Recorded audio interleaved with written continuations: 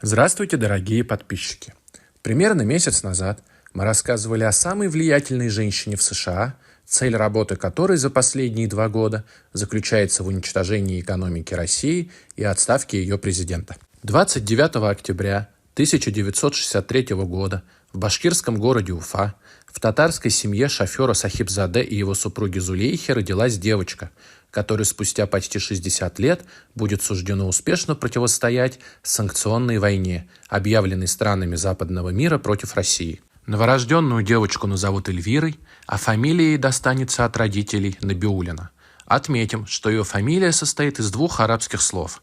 Первое слово «наби» переводится как «посланник», а второе слово «улла» переводится как «бог» или «всевышний». 7 марта 2013 года президента Российской Федерации Владимира Путина спросили, кого он планирует назначить главой Центрального банка вместо уходящего на пенсию Сергея Игнатьева.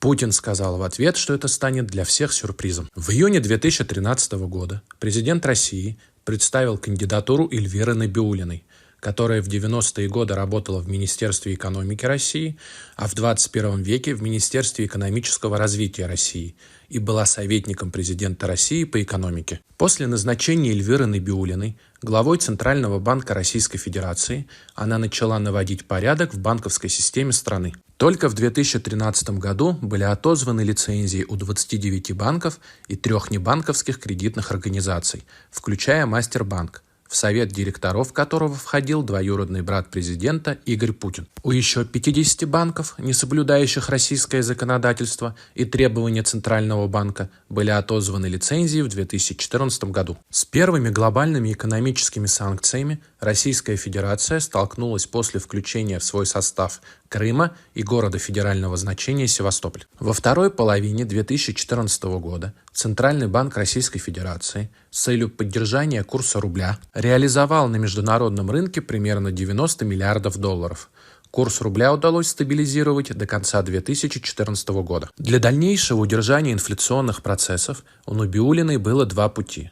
Либо продолжить продавать валюту с целью стабилизации курса рубля, либо вывести рубль на плавающий курс. Набиуллина выбрала плавающий курс рубля, и одновременно, начиная с 2015 года, Центральный банк России начал наращивать золотовалютные резервы, уровень которых к февралю 2022 года стал эквивалентен 643 миллиардов долларов США. Западные СМИ в один голос утверждают, что Набиуллиной заранее не было известно о начале специальной военной операции в Украине, а после ее начала Центральный банк России не ожидал, что его резервы в США, Европейском Союзе и Японии в размере примерно 300 миллиардов долларов будут заморожены. Но между тем, доля доллара в золотовалютных резервах Российской Федерации с 2014 по 2022 годы снизилась с 40 до 16%. После начала специальной военной операции Центральный банк Российской Федерации, ожидая введения санкций, резко поднял ключевую ставку с 9,5 до 20%. Резкое повышение ключевой ставки остановило падение рубля и инфляционные процессы, происходящие в России. На пресс-конференции 18 марта 2022 года Набиуллина заявила, что Центральный банк России вводит элементы контроля за движением капитала, а также совместно с правительством России выделяет 500 миллиардов рублей на программы стимулирования кредитования малого и среднего предпринимательства. Эти меры привели к стабилизации курса рубля и его укреплению по отношению к доллару на уровне 2014 года, по курсу примерно 60 рублей за 1 доллар. Центральный банк Российской Федерации и другие политические структуры России не планировали отсиживаться в обороне в экономической войне с западным миром и нанесли контрудар в ответ на изъятие собственности российских компаний за рубежом. Этим контрударом стало издание 25 апреля 2023 года указа президента Российской Федерации номер 302 о временном управлении некоторым имуществом. Согласно указу, к Российскому агентству по федеральному имуществу перешло право управления дочерними предприятиями иностранных компаний. Этот указ не лишил иностранные компании права собственности, но сделал невозможным принятие каких-либо управленческих решений. Приведем один из примеров. Согласно указу Владимира Путина, Российское агентство по управлению имуществом взяло на себя функции принятия управленческих решений в отношении компании Unipro, российской дочки немецко-финской компании Uniper. В России Unipro принадлежало 5 теплоэлектростанций с суммарной мощностью более 11 тысяч мегаватт, а штат сотрудников составляет примерно 4300 человек. Приведем еще один пример. Согласно указу Владимира Путина, Российское агентство по управлению имуществом взяло на себя функции принятия управленческих решений в отношении Forward Энерго, российской дочки финской компании Fortum.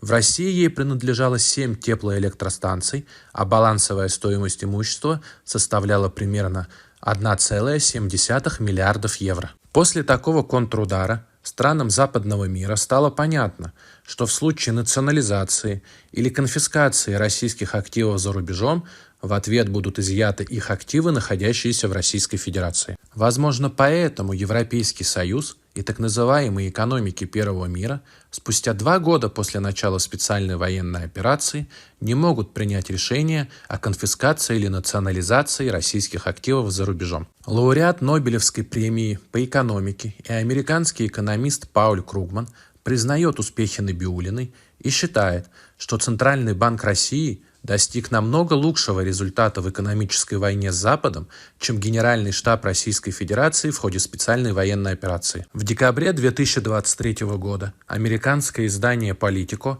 присвоило Набиуллиной титул «Разрушитель года» за вклад в усиление российской экономики, профессионализм и успешное противодействие беспрецедентным международным санкциям. Хотим отметить, что Набиуллина, которая тоже считается либералом, в отличие от Анатолия Чубайса, не сбежала за пределы России и не сменила свое имя и фамилию, а осталась верной своему президенту. Дорогие подписчики, если вам понравилось видео, ставьте лайки и комментируйте его.